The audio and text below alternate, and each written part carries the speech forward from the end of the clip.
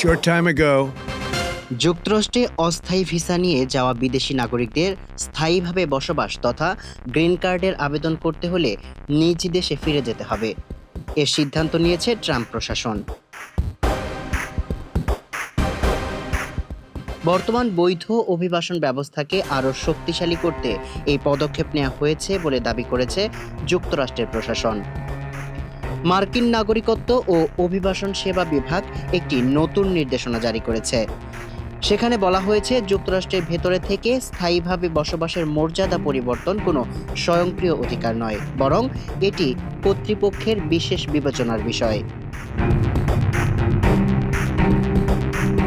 Trump প্রশাসনের মতে, বিদ্যমান ব্যবস্থার আইনি ফাঁকফোকর ব্যবহার করে স্থায়ী মর্যাদা আবেদন করার সময় বিদেশি নাগরিকেরা যাতে যুক্তরাষ্ট্রে অবস্থান করতে না পারে তা নিশ্চিত করতেই এই উদ্যোগ।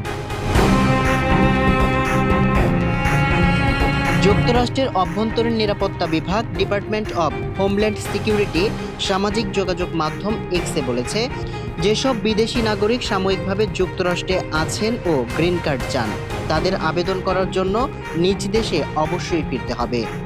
মার্কিন অভিবাসন ব্যবস্থাকে আইনি ফাঁকফোকরের সুবিধা নেওয়ার সুযোগ না দিয়ে এই আইন অনুযায়ী কাজ করতে সহায়তা করবে এই নীতি। সামিউল ইসলাম, মানবকণ্ঠ।